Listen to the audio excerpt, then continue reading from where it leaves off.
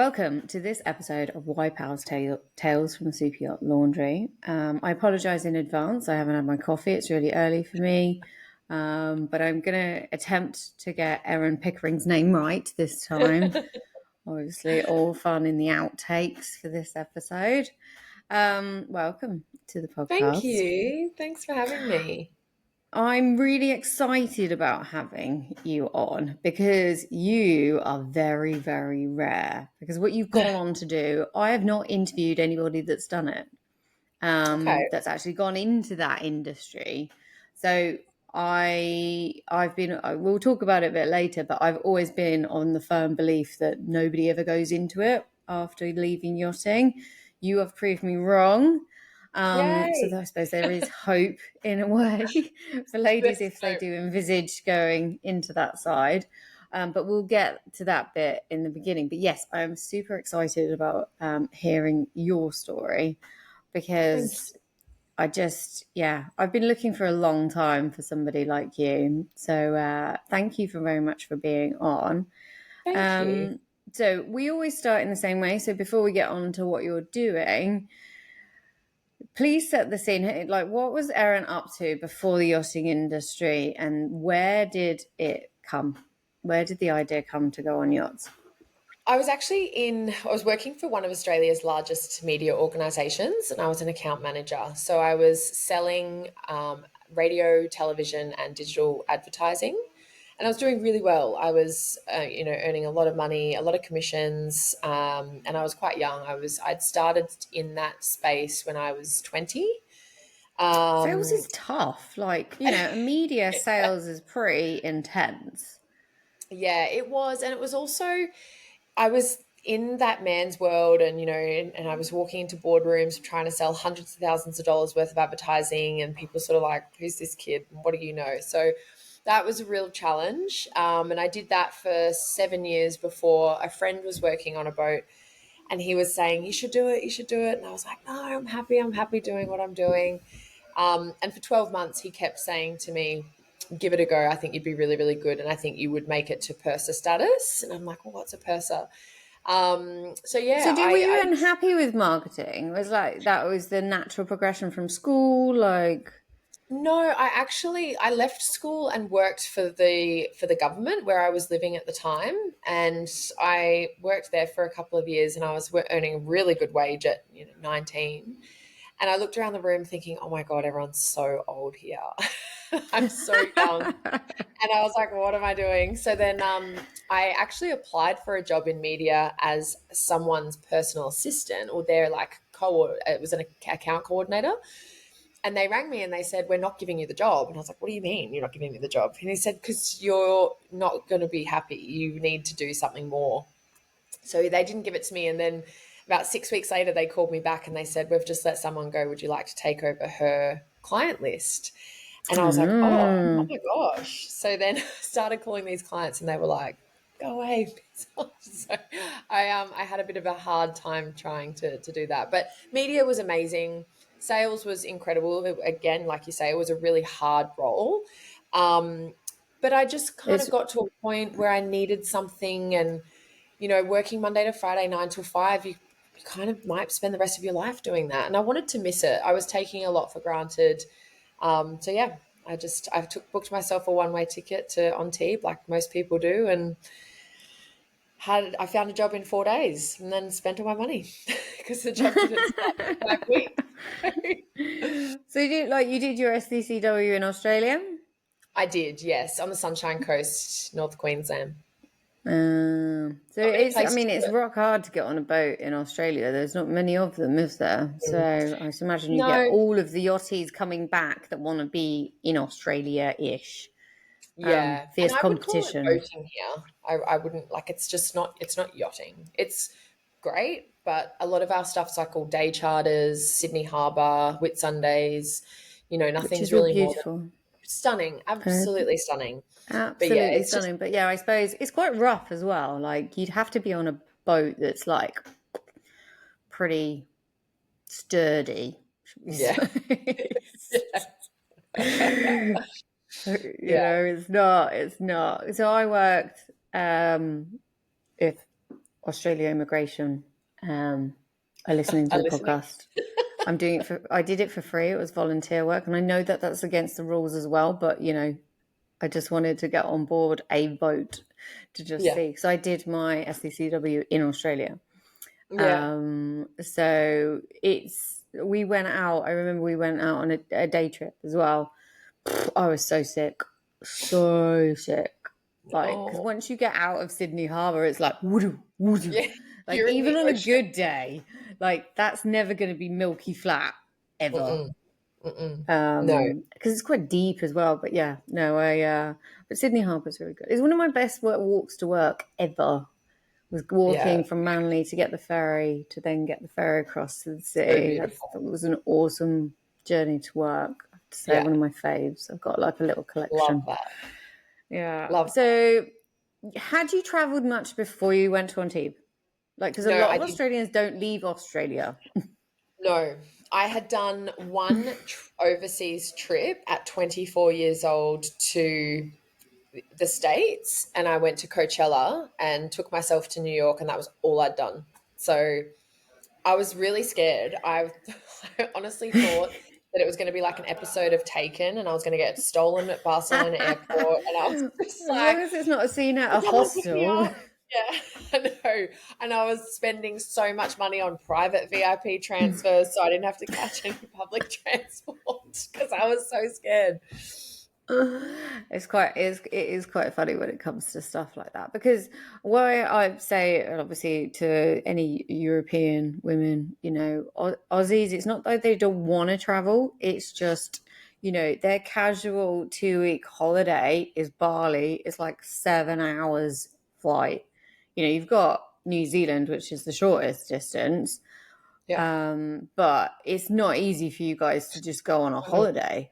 Like, it's no. a long haul flight to us because you are literally at the bottom of the planet. Yes, we are. It's beautiful down here, though. Come visit. Yeah, well, no, it is, but you must, like I said, you must be really brave. Do you know what I mean? So to go to European countries, so obviously non-English speaking country as well. Yeah. Were your family like worried for you? Did they put like a tracker on you and stuff? Not really. My dad was like, "Why are you going overseas? You should have babies and stay home and buy a house." And I'm like, "Ugh, whatever." And my mum was like, "I don't want my kids to not be in the same country as me, but what kind of mum am I if I make you stay here? You've got to go. You've got to go out there. You've got to give everything a go. You've got to see the world." And I'm just one of those people too. I really don't want to get to a point in my life or at the end of my life and be like, oh, I wish I tried that, or I wish I did that, or I wonder what that would have been like. So for me, it was just the fire in my belly to just get out there and I told everyone I'd resigned from my job and I'm like, I'm going to go do yachting. And then I was like, shit, I really got to do it. Because I'm committed now. I'm I'm I'm committed. going. I'll show them. So yeah, I had to keep going, but I was really scared. Um, so what were when you land in France, tired? Yeah. What did you feel? Because obviously, your first impressions of Antibes, I don't know. In my head, I always thought it's like the posters, like French Riviera. It's going to be clean I and know. lovely, and back in the day, parts of Antibes weren't clean and they weren't lovely. No. And I remember going to my accommodation. And like I said, I was so scared. I got the lady that ran the Airbnb to come and meet me at the bus stop because I just needed someone. I needed company. She took me there. And then I met these beautiful, beautiful women that I was staying with. There was only about four of us. And I was in this apartment all by myself until they got home. And it was so noisy. And I was like, oh my God, someone's going to try and break in. Someone's walking up the stairs. And it's like, I saw this weird guy downstairs on his phone. I'm like, oh my God, he's calling his gang members and everyone. I was like, I was taking things to a place that I shouldn't have taken them to. And then my first thing, I dropped my bag and I called Caroline from Key Crew and I was like, I'm here. I just landed. I want a job. And so we met at the Blue Lady and she met me in person and we had a chat. We'd been in Oh, correspondence by email and things like Caroline that. And Clark, she was just, legend of Antibes. yeah, she was so beautiful. And so that felt nice just to kind of ease the nerves. And then I actually found my job myself on one of the Facebook pages about 4 days later, but the start date was 5 weeks away. It was the 1st of May. I landed at the end of March. It was the 1st of May it started. Oh, you went too early as well. I did that. Yeah, went way too early. What rocked up in March, basically just got really good about eating off a baguette and a bottle of wine. Basically, Yeah, it just yeah. survived until, Standard Antibes diet. a bit of cheese, a baguette, and a €4 bottle of red, and Love that. that'll get you through the day until the weather gets nice, and then you're doing the same thing, but you're doing it at the beach Yeah, whilst you're looking for a exactly. job. Yeah. Looking for a job. So yeah, after that, I went to grab the girls from my Airbnb, and that's when I was introduced to the hop store, which may they rest in peace. Oh, the hop store. Yeah. The hop store's fun. It is fun at the right time So of the fun. night, but the inside just smells like it never But then you smells just don't normal in care there. after the first hour. Like you're like, oh, this doesn't smell very good, and then you're contributing to the scent, so it just doesn't matter. You go to the loo and there's no door. Like, right, okay. There's no I know. door. So Lucky if there's any toilet paper. Oh, oh, just you've got to I be in a certain point of the night to go in there. It's yeah, I absolutely. quite like sitting outside, but yeah, inside. What is that funky smell? It's like bleach and vomit and Burger. whatever else. And Yeah. I always So used to go. You always get crew members, and they want you to do shots. They always like, let's go hot star, let's do shots. Then you don't remember how you got home. guilty. That was me. Oh dear. So obviously you're embedding yourself in Antibes life, as we all do. Yeah. Yeah. Some of the You, best times of my life. if you could remember. Yeah. Some again. So what was your first boat? My first boat was a 35-meter Sunseeker, Zulu, and I was deck stewardess. So I was like, yep, no probs. Give me the job. You name it, I'll do it. No probs. And then get there, and the captain hands me a disc sander, and he's like, right, you're going to sand the teak of the whole boat. And I was like, sweet, okay, cool, no worries. Sand it, then Semco it, and I looked like a human tampon for 5 days sanding this goddamn boat. And then I was so You're like, yeah, proud of glamorous, myself. love the yachty. Did you Love message it. your mate that said it was a good idea, saying, "What have you done to me?" I went from stilettos and pencil skirts to bare feet and like a paint suit. And I was like, that's fine. Like my dad raised me, you'd get your hands dirty, do any job, work hard. Yeah. And I know how to use fun power tools. And I was so proud of this job. It was like the day before we picked up the guests, and I was so proud of this teak, and I had absolutely no comparison because I've never done it before. I didn't even know what Semco was. And the captain walked outside and was like, looks pretty shit. And I'm like, oh, I thought I did a really good job. And I was like, we'll get a professional to do it. I don't know what I'm doing. So, yeah. And then after 6 weeks with them, the owners were so beautiful. The owners said to the captain, we want to make Erin the chief stewardess. The chief stewardess had to go home. And I said, no, they don't. I don't know what I'm doing. They don't want me to be their chief stewardess. And they were like, yes, we do. I said, guys, I have no idea. Anyway, they were adamant, so I took it on, and I taught myself a lot on YouTube and just was trying to do everything I could. And we had a very successful season. I still receive messages from one of the owners, and how successful that particular season was for him, and how much the family loved it. So for me, that was a real win. Wow, fake it till you make it. Wow. 100%. I think it's one of those, it's testament to the job. And I think this is because if you're a capable woman, do you know what I mean? You can work well under pressure, think on your feet, you're quite logical, don't mind getting your hands dirty. You can get on and do the job. It's not brain surgery being a stewardess. No. But I think one of the problems I've got with the industry is they just assume because if you are capable, you can make it seem easy and you can learn it. Means it is easy. Does that make sense? Yeah. Like they just assume that obviously anybody can do it and anybody can learn it. Well, yeah, they could, but you do have to be a certain type of woman to like pull that off with any kind of success. And I think the industry kind of does us a bit of a disservice because basically I think we're all incredible and we can make it work, but Mm. that doesn't mean that's the way it should be. No, I know. I hear you.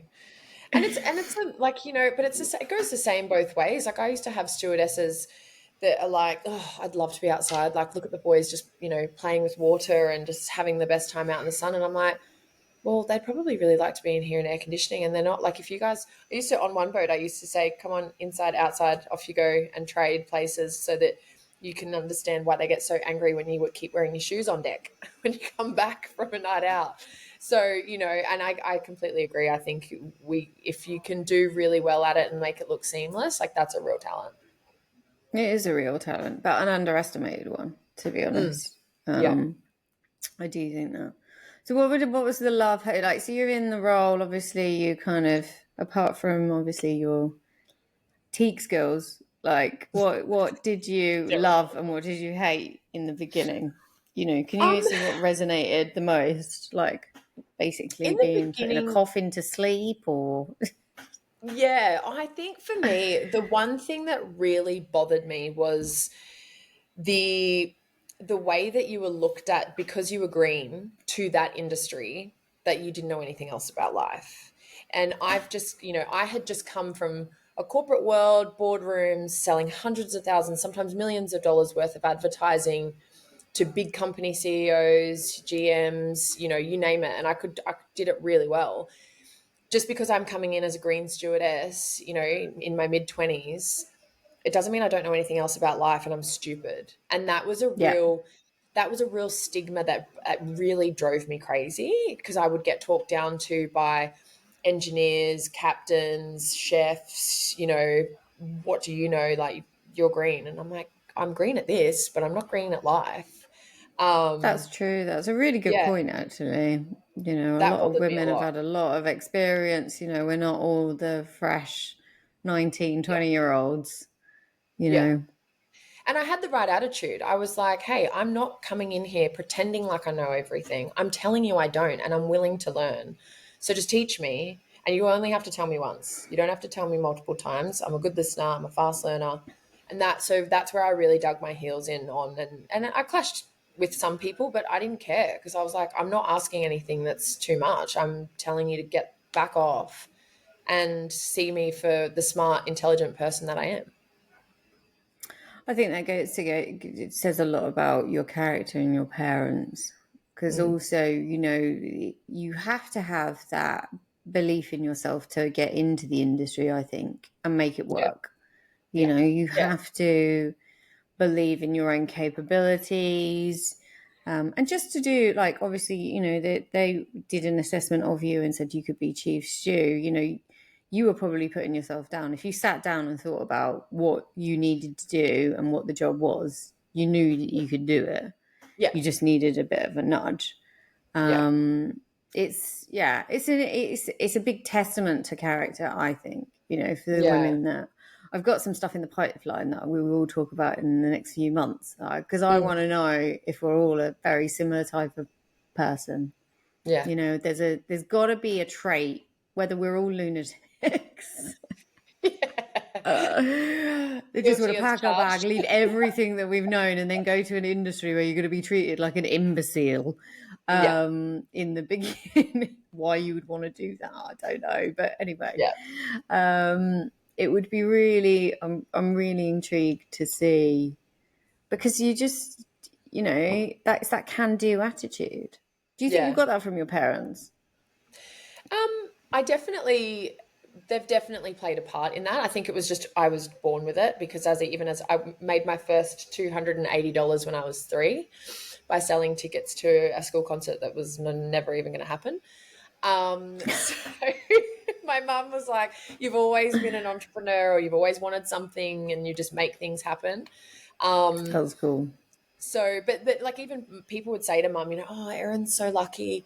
Look at her over there in Europe. And mum's like, she's not lucky. She made that. She went and got that. No one knocked on our front door and said, here's a job on a boat in Europe and here's your plane ticket.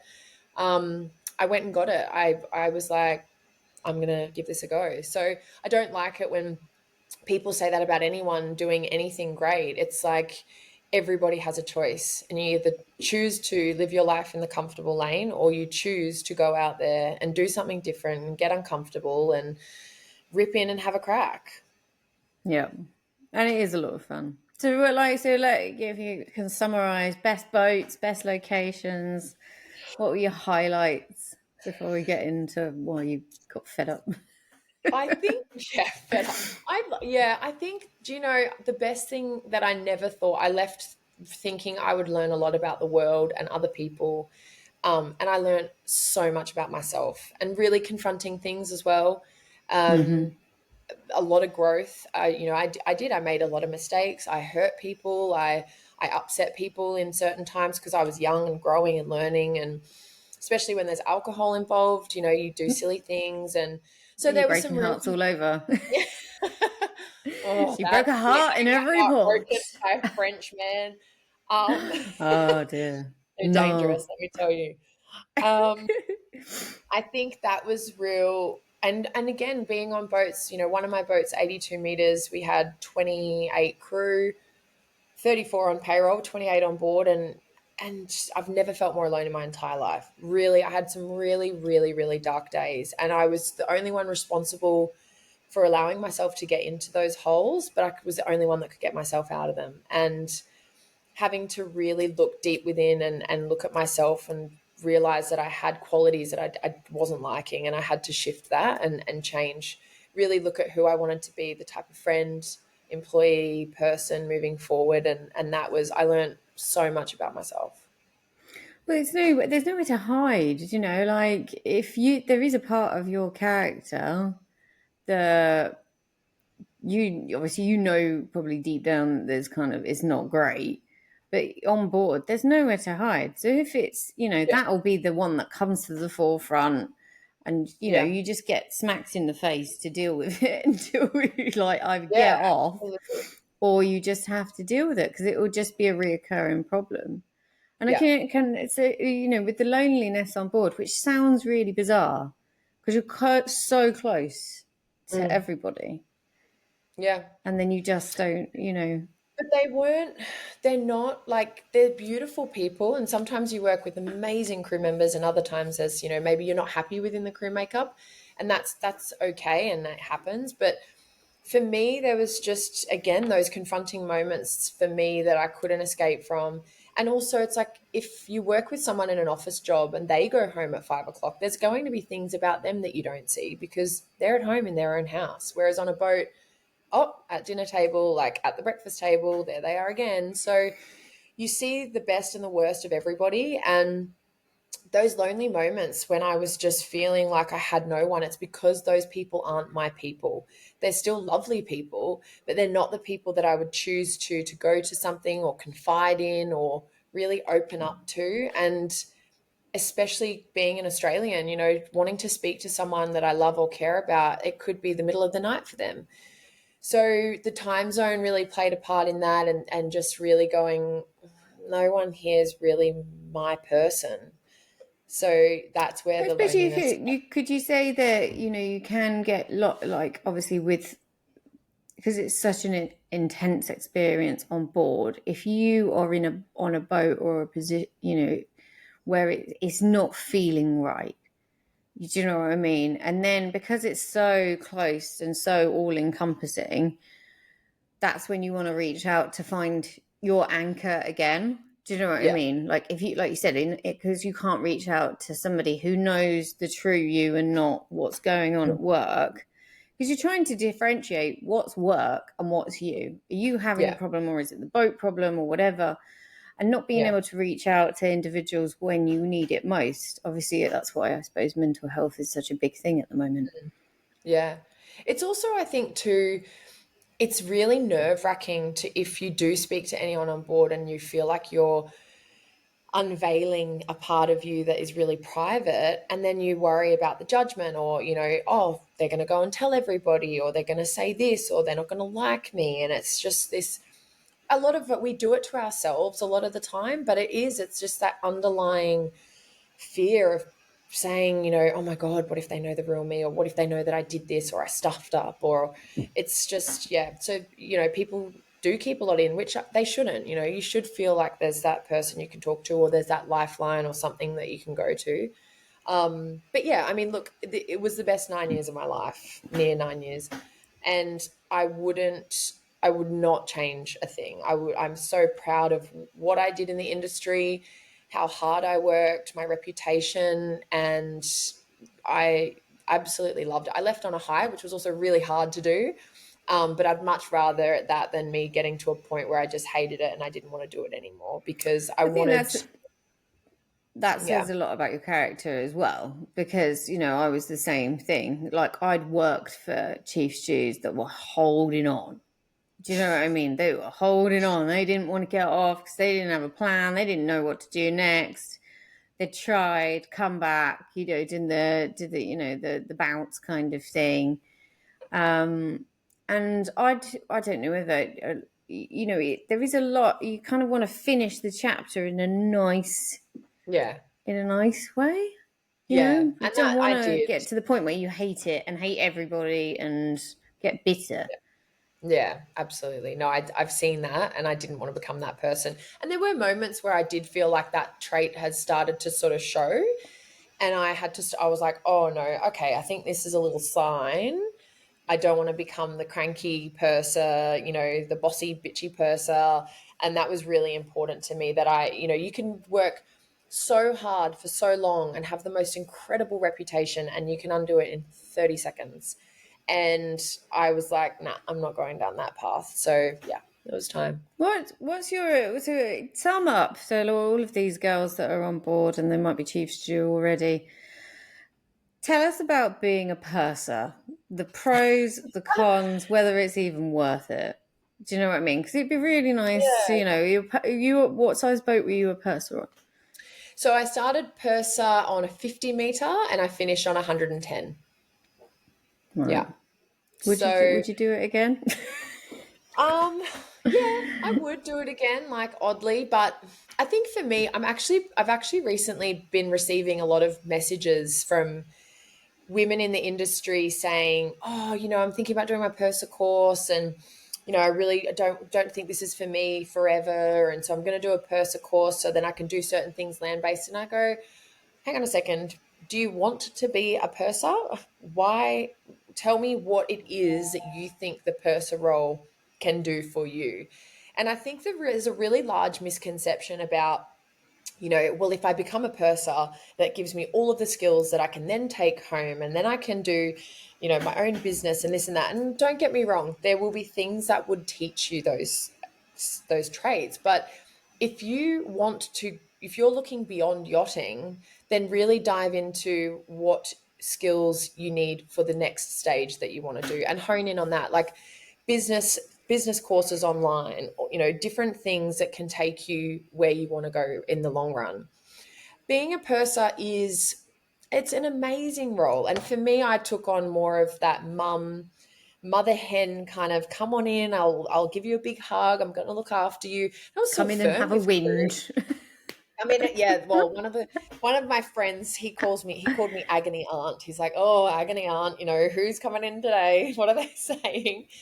Um, but for me, it's a lonely job. It is a lonely job. It's one of those, I'm a part of a crew for sure, and it's definitely a family. But you don't have someone that you can always delegate to when things are really, really busy or when you're really tired, or if you're not feeling well on one particular day, you've still got so many deadlines and crew need to be paid and all that sort of stuff. And, people would always offer, oh, can I help? Can I help? And the only person that can really help you is the captain. And very rarely I would say, actually, yeah, here's a to-do list. Can you tick that off for me? So it was lovely to know that people were there to support you, but people can't help because you've got all this confidential information that the other crew can't see. So, it's a lonely gig. It really is. Do you think it's, I suppose trying to find the positive? I mean, I didn't think that I would probably be any good at being a purser, to be honest. But it's the beginning of the isolation. Like the purser role is this, it could be, I suppose in some ways, it's the start of the separation from crew life, Yeah. which I suppose could be a benefit in some respects because you're already starting to feel that you're not part of necessarily Yeah. like the intense bit. So you're kind Mm. of already, it's a step out, but not Yeah. out Yeah, and you enough. just take on a different role. I mean, I have always been able to have friendships with crew and a lovely, working relationship with them as well. Um, but it's still natural where you're so close with the captain that they want to still go and have their nights out and not feel like, oh, the purser's watching. Even though like I got along with a lot of them and we would go and have fun together, but there's still some things that they don't want me to see just in case it got back to the captain or I was privy to certain things that, some of the gossip that people didn't want heard and things like that, which I get. And I think in any role, in any leadership role, if you start to feel really strange about that dynamic, look within because there's something going on inside that's making you feel uneasy or insecure about not being invited to certain things. It's not them. But yeah, I think that can bother people because you don't have the team. And I missed that. I missed mentoring stewardesses and teaching them things and training them and having a really amazing morale within one particular department. I missed that. Yeah, it's a difficult role. I mean, there's not that many of you. It's one No. of the things. Like countless girls are doing purser courses, but there aren't that many positions at purser Mm-mm. level. And also with the onshoring, there's a lot of Yeah. remote pursers now. The Yeah. captain just sends it ashore. Do you see the role being probably more onshore than off in the future with the way things are going? Or is there always, do you think it probably will always be a presence on board to take the weight I off the think captain? so. I think so. And I also think from a guest experience perspective, there's nothing better for them to have a great person on board that just elevates the care, the attention, that personal touch of, I've got you, I can do that for you, I can look after that. Here's an itinerary of it's just that goes such a long way for a guest trip, I think. Yeah, it's an interesting one. It is an Yeah. interesting one. So, can you remember a moment where you're like, I don't know whether I want to do this anymore? Did you get a Oh, sinking feeling? Excuse the pun. I like Did that. you Very get a good, very sinking fitting. feeling? Um, You're like, I want to throw myself overboard. That oh person just man, I keeps had coming in my so many of office those whinging moments. about life. Yeah, I'm sure. Like, I mean, look, we all have. It's a little bit like the sales roller coaster of I'm on the high. I'm feeling so good. I love my job. I'm king of the world. To just like I hate this shit. I want to get out of here. And he's an idiot, and she's a cow, and all that sort of stuff. But I think for me, it was a real. I knew that it wasn't forever for me. I would like to have a family at one point too. So it was important that I chose a time to come home for me to allow for that emotional change in my life and come home, settle. I didn't know if I came home that I was just going to be absolutely miserable and miss going back on a boat so much so that I was like, actually, I'm not ready yet. So I needed to allow for that space and that shift in missing out on that beautiful big salary coming in even Oh, when the I was at home for two salary. months of the year. But yeah, I there was after I got married, it started to feel more and more like it was going to be the right time soon for me to go home. My husband still is working on boats as a chief officer, and so he'll keep doing that for a little while, and he loves what he does. But yeah, every time I got home, the feeling of going back to work was becoming stronger and stronger. I just didn't want to. Yeah, and it is. You've got to spend some time transitioning. Yeah. That's an intense roller coaster, as it is. And you add a baby into the mix, it's Mm-mm. just. Not Do you know yet. what I mean? You're going through so many sets of emotions all at the same time. I don't recommend it. So if you can leave earlier, Yeah. do one thing, then do the next thing. Yeah. But, knowing what we're like, like we said at the beginning, you just pack your bag and you clear off and you're like, oh, I'll just make the best of it. So I think that's Yeah. probably why a lot of girls just jump off. So did you Yeah. have any ideas about what, so, you kind of got an idea of maybe a timeline, but what were you going to do? Like, did you have any ideas about what you wanted to do? I knew I've always wanted to work for myself and create my own company. And I think for me, over the years, witnessing a lot of different leadership styles, some amazing, some terrible, and getting more and more frustrated that there were still these leaders out there, and witnessing some of it, I'm just like, oh my gosh, like what is going on? So to have a company that really harnessed that amazing leadership and coaching and mentoring and things like that.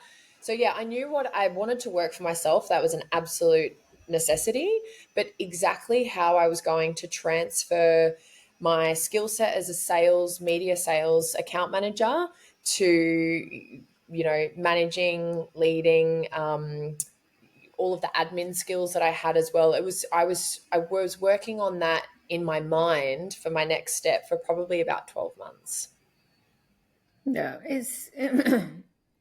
it's quite interesting what what we think it's going to be like and what it's like. The Yeah. projections, like, I'm getting ready to go. I'm feeling like it's going to happen. I'm Yeah. going to Google a few things to death and hope that that's enough. Yeah. Just trying Yes. to work Very true. out what it would look like. Where did it? Your idea was to help with businesses on land with leadership. Yeah. So that's kind of where it started. I approached a creative agency to start with a bit of a brainstorm. So it was about a 5 hour think tank with them, and just kind of, I went blah and told them everything I've done, everything I can do. And they sort of started coming back at me with different ideas. And I was like, nah, nah, nah. Because I knew as soon as I heard it and as soon as I stumbled across what it was that I was going to do and make me happy, I knew that I would just be like, yep, bingo, that's it. So Trusting your gut. trusting my gut. Absolutely. My gut has never let me down in my entire life, ever. It's always been right. Even with boys. Even with my friends' boys. I'm like, something about him, I don't know. And sure enough, I was right. So yeah, they came back to me with sort of getting all of my skill sets and encompassing that into a company which I started. So yeah, it was great. Like I said at the beginning, though, you work in hospitality. Now, Mm-hmm. you are rare. I would say rare as rocking horse, whatever. Because obviously, one of the pitches for the many, I'm not slagging anybody off, but one of the pitches of, especially the Purser course, you can use this in your next life. You can go work in a private house. You can go, work in a hotel. None of these things seem to happen. Now, I've spoken to hundreds of women, and you're the first that even Yay! works in hospitality. Yes. Great. Love that. Did well, you are. Did you say? Do I remember correctly? You worked in for a private house at one Yes, I point. was chief of staff for a family um, for about 6 months, I think it was 6 or 7 months. Yeah, and it just wasn't, the family weren't right for me. I didn't agree with their way of life But after that I saw job is quite demanding. Would you say massively, more demanding than on board? way more, crazy, ridiculous. The list goes on. It was, I mean, in the beginning, I was like, oh my God, I finally found a job that I can do I can do something of all of the things that I love to do. Whereas like as a purser, and that's how it started. I was purser for them, and then they sort of started to shift it into this chief of staff role because there was a bit of a gap in the middle. And it was amazing. I was like, oh my God, I can finally do all these little different things. Whereas some of the purser things, I was like, ugh, I hate this part of my job. I love this part of my job, but I really don't like that part. So I was loving it. And because I got given a laptop and they were like, we have nothing. So I'm like, okay, so what about this? Like nothing. So all standard operating procedures, protocols, you know, we had 56 staff, 12 security guards from the States, and, you know, visas and all sorts. So a lot of similar things from the purser role. But creating something from absolute scratch was really exciting to me. And we were going to take it in whatever direction we felt was right. So, Mm-hmm. but yeah, it just, the cracks started to show, and I thought I wasn't going back to boats, to be completely honest with you. But after that, I sort of put my CV back out there and landed my last gig, which was, yeah, Seven Seas, 110-meter as purser, and launching them, or assisting them sort of in the last stages of the build, and launching out of the EU and stuff, which was just amazing, and a really great team. It's one of those things, you know, it's like working for, I know you're maybe the second that I know that worked for a private home on land, all Mm-hmm. saying quite the same thing, Mm. that it's just quite intense. So where on the boat, okay, we've got loosely hours of rest and stuff like that. That seems to just be blown out of the window completely with Yeah. being on land. You know, if you're in a private house, you know, it's private. So private Mm. life doesn't stop. So therefore your job doesn't stop. Yeah. And also, we were in the UK, but I didn't have a work visa for the UK because it wasn't really to do with the UK. The family weren't British. So it was really tricky, and even if I sort of was like, well, I'm going to go to a union, they're like, "Oh, but you can't work in this country. So what are you doing?" So it's So we're going really to deport tricky. you I was instead. like, "Oh, I'm trapped."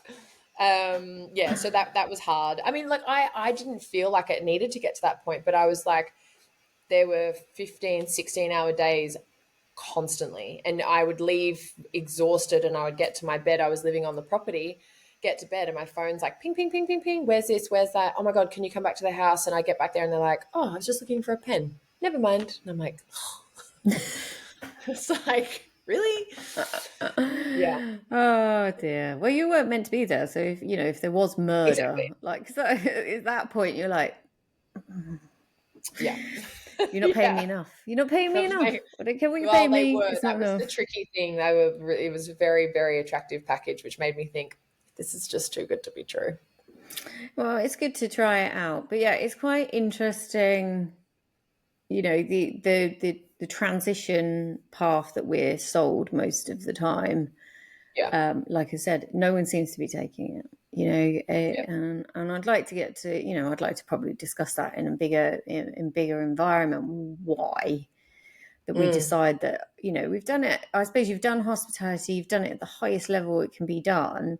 Everything after that is a downgrade. You know, you can't even get into the hotel system anyway at a Yeah. level that you'd probably have, you know, your ego wouldn't be crushed Mm. completely. But yeah, so how is the world of business? So like It's when you were good. starting, you know, obviously, you know, how long did it take you to get the first pay packet? I suppose that's Well, the we're big still, question that people might want to know. yeah, everyone's like, how much are you earning?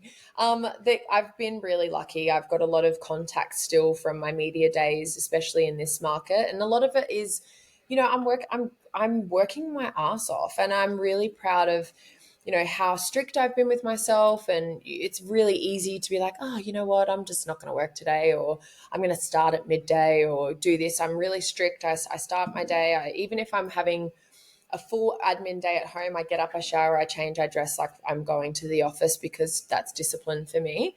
Um, I've had you just one of my first yeses this week. So I've got a lot in the pipeline. I'm waiting on a lot of answers back, and huge things in planning. So there's a lot on the horizon and a lot of big things, which I'm really excited about. But yeah, I had my first yes this week, so it's a big win for me. And just really, I think there's a lot happening in the new year, and yeah, but it's daunting because I'm paying myself. So if I don't do the work, I don't get paid. It's quite simple.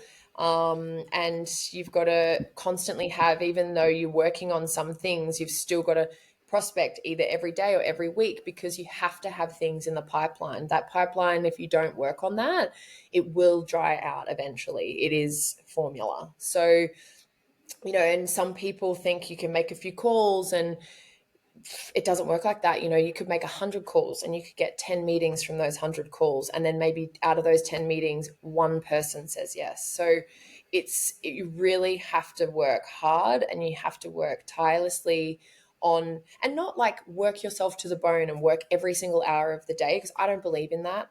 But you're constantly thinking about how to be creative. What's the next move? Where do I look next for my next prospect leads? And so that's the element that is really, it's a lot. How do you deal with, like, when you start a new business, like the loneliness of it when you're on your own? Because you're Um, your own motivator, your own your cheerleader. Do you know what I mean? Obviously, partner works away. yeah. I mean, look, you do have to. I've definitely had days, and real recently, I've had days where I'm like, oh my God, this sucks. What am I doing? I'm so sad. Why doesn't anyone like me? And then you have other days where it's like, oh my God, I'm so amazing. I need to call all my friends and I need to tell them about how amazing I am. So, and it's that sales roller coaster. I mean, at the end of the day, I'll always be in a sales role. It's my company, it's my business. I am constantly trying to sell myself, and our services. And if I'm not selling to clients, if I bring people in as team members to do that, then I've got to sell it to them, because I need them to have the same buy-in as me. So, and a sales roller coaster is just, it's a stupid, scary ride. It's so great, and it can suck so much too. So, yeah. And Yeah, then I just have, it's I'm working with other companies. I'm a consultant, so I'm hoping to be an extension of their teams, and working with them helps keep me company. But if worst case scenario, I can take myself to a co-working space for the day and be distracted and do no work really. so. Come on, then, give me your pitch. What is your company? What do you do? What do you what are you all about? Go on, give it to So me. the reason I started it is I'm a consumer myself, and there's a lot of frustration around particular customer experience levels and gaps in the market for. I mean, it's expensive to live in Australia. We get the hospitality staff get paid quite well. They do. So there's an element where they're not working for that tip. They're like, meh, I'm going to get paid. So some do it amazingly, and others need to do better. So I started a business development consultancy, and we specialize in consumer experience. So we look at, how's your leadership team? How's that structured? What are your values? What are your standard operating procedures? What are some of the protocols? And, how is that framework working, making up a high performing team? And therefore, how is your consumer experiencing your product? We've all stayed at hotels where we leave and we get an email, how was your stay? Give us a rating. And it's like, oh, can someone ask me that personally and hear what I have to say? So I work with businesses on scaling them. So if they want to expand and grow, and how to do that. And then management and leadership coaching, which is one-on-one stuff. I also have been working with some yacht crew looking to transition to land, and just a bit of support there, and brainstorming how they can best utilize their skill set, because some people don't really dig too deep. They kind of go top line stuff. So there's been some coaching and management leadership stuff there as well. Pretty cool. Yeah, Pretty it is. It's cool. great. It's great. And everyone that hears about it's fascinated, and they say, oh my God, there's no one like you. And so, which is great for me because I don't have many competitors.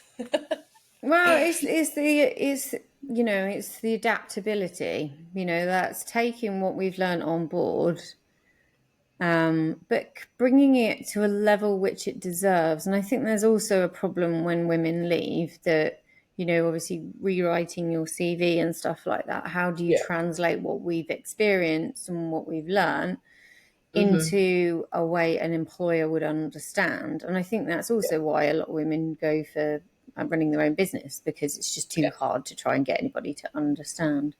I think Yeah. your business is incredible because it marries the best Do you know what I mean? The best of our experiences on board, utilizes them, but utilizes them at the level that they deserve. Do you know what I mean? Yeah. Which I think is rock hard to do. Yeah. But maybe our hospitality is the only one it could really happen in, if you know Yeah. what I mean, because that is really the core of all of our experiences on board. Yeah. Like I said, you are the only one. You definitely don't have any competitors, because I don't know anybody else Yeah. that has managed to translate it, I suppose. I think that's what I'm trying to say. Yeah. And so hotels are probably my main target. Restaurants come in second, and then with scaling, I've had a couple of random, even tradies reaching out to sort of say, look, I really want to grow, I want to expand, I want two more locations, I want a bigger team, and they just don't really know where to start or how to do it or what to, even looking at performance plans for staff and things like that. So it's great, and I get to choose who I align myself with. So if you don't share what I believe in, or if you don't have the real love for looking after people and leading them well and being a great mentor, and that doesn't always mean, allowing your staff to do whatever they want, but being really passionate about, no, these are the protocols, this is what I believe in, and I'm sticking by that, then I get to align with great people that want the best. But I have to say, it's pretty amazing, I have to Yeah, say. thank you. Yeah, like I said, it's very unique, and it really is. Like I said, it's just a great story, because it's just not. It is so hard. I remember doing my CV and just like, how do I Yeah, summarize what I've done to people that just don't get it? Do you know what I yeah, they mean? don't. And kind of come out on a professional level at the other side. Yeah, So yeah, it's great to hear. Obviously, we'll put all your details of your company in thank you. the bio so people can check you out. Obviously, you're in Australia. Are you Yeah. planning to come to Europe anytime soon, or you're quite happy? Yes, there will be a European trip on the cards next year, I think. It's just working out the right time to do that. So Well, maybe not I would before. love to have you back on the podcast, Thank and we can maybe you. get into more of the nitty gritty about Yeah. your business, and obviously what's been going on. I think our listeners would greatly be interested in Yeah, what you're doing. absolutely. It'd be Um, great. Yep. So obviously we're going to need to wrap it up. Two things. Hmm. So if you were talking to your younger self, or you're talking to a stew in the laundry right now, three pieces of advice you would give said individual. Good piece of advice. Definitely save more money. I wish I saved more money. I drank a lot of it, that's for sure. In Um, Hopstor. No. in the hop store. May they rest in peace. The rose is going to get you. It's going to get you. I would say be careful. Just be careful with what you say. And that can be taken into so many different, be kind. You never know what you say and how someone hears that. And, you've got a reputation, and you work, if you, most likely working really hard to keep that. And you can undo it very quickly, very quickly. And be kind to your purser. Be kind to the person. She's all Be kind to alone. the She's all purser. alone in that little office, and nobody Yeah. loved No, her. everyone's You great. know, she's the And one just that's stick going to get and you the flight home. yeah, exactly. She can choose the way she sends you home, or he for that matter. No, but I also think a big one is to really stay true to yourself. Like, definitely don't be, don't let people tell you who you should be or how you should be. And if that boat's not right for you because you can't be yourself, then it's not the right boat for you. And there's Get a boat off. out there There's for always another everybody. boat. There's always another boat, and there's no perfect boat. There is no perfect boat.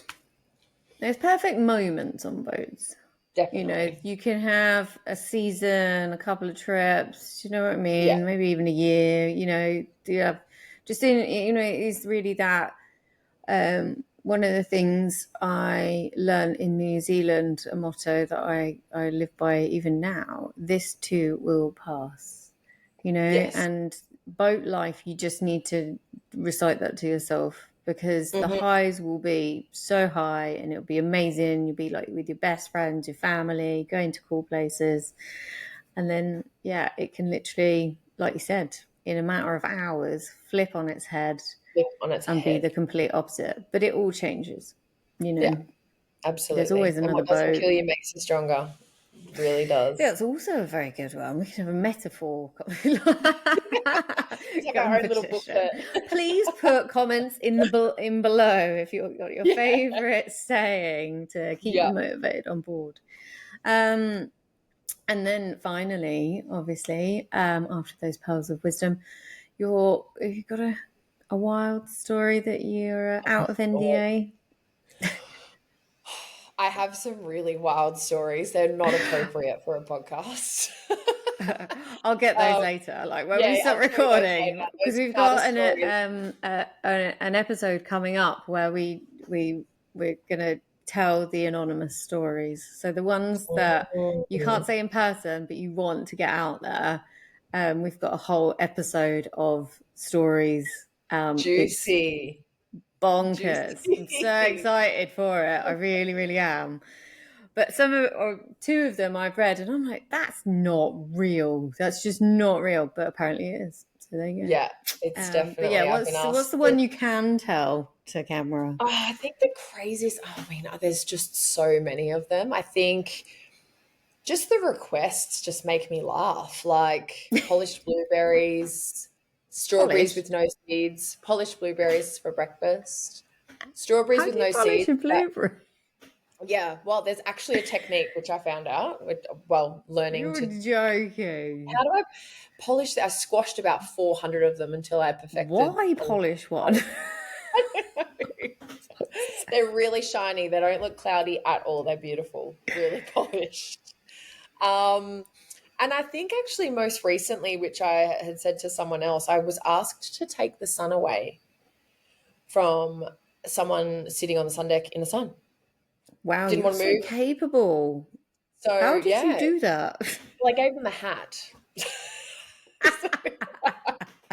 So I'm like, yeah, no, I can't do that. I'm sorry. You could sit under the shade right next to you. No, take the sun away. I was like, well, here's a Take the post. sun away. Interesting. Yeah. I would have loved to see your face when you were asked it, I was like, oh, because okay. there are some questions that really push the boundaries of your hospo face. Yeah, You're like, absolutely. And that was probably the best thing I learned in yachting. Well, it was very confronting because I realized how much I roll my eyes. So I had to really stop that. And that was perfecting my charter game face, I think. how did you know that you do roll your eyes? Because Because I got told by that's the going to entire be, crew. yeah, I know, but like, how would you? Because you don't know that you're doing it. I had no idea. And I didn't realize how much I did it. And the whole crew and the captain was like, please stop rolling your eyes at me. I was like, oh. I was like, oh, sorry. So yeah, I had to stop doing that. My favorite, like on board, there our boat. My death stare was apparently quite intense. One deck, he Mm. said he was like, I think you might turn me to stone. He's like, there's just, or I used to do this thing where it probably sounds quite patronising, but when I used to get asked something stupid, I would relay it back to them out loud. And I was like, just to clarify, Just to you'd clarify. like me to do such and such? Is that what you're saying to me? And all the deckies were like, uh. Yes, that's Obviously, I exactly what I'm also saying did to you. that Like, to oh, guests good. sometimes as well. I was just checking that you realized that sounds ridiculous. Just to clarify, you Just to want me clarify. to do this, do Yeah, you? Are you sure? that is so funny. I love it. But rolling your eyes, I don't know how you would even start. That's like me not frowning when somebody says something stupid. The only way I could get around it was have Botox, because you can't frown. Oh, I think I just started staring. Maybe I looked like I was trying to do something on the toilet because I was just like trying not to cover my eyes. Fabulous. Thank you very much. Thank you No, so much for your time. of It's been course. really, really good. I Yeah, hope all thanks of our so much. listeners have enjoyed it. We would definitely when you get to Europe, let me know. I don't think I'm going to get to Absolutely. Australia anytime soon, so it's going to have to be the other way around. Depends on how bad this winter gets. You might change your mind. I've said it in other podcasts. I would love to go back to Australia. I really, really would. I'd love Pearls to be, because obviously we've got the location application on it. So like Yeah. wherever you are in the world, if you're in Australia, you can actually find the other ex crew members that are in Australia, which, So in an good. ideal Yeah. world, everybody would just have it automatically, and then you can do meetups in Australia, and then I would have to fly, Yeah. obviously, Tax to Australia deductible. to go to these meetups. Um, universe. Yes. Hello. That's what I would really like, but I don't know. We've got a little bit of way to go yet. I'm not We'll going get to you say here. never, but Never when say you never. do come over, please let us know. I will. Thank you so much for Absolutely. your time. Thank you. To all the listeners, if you've enjoyed this episode, we have loads more for you to enjoy.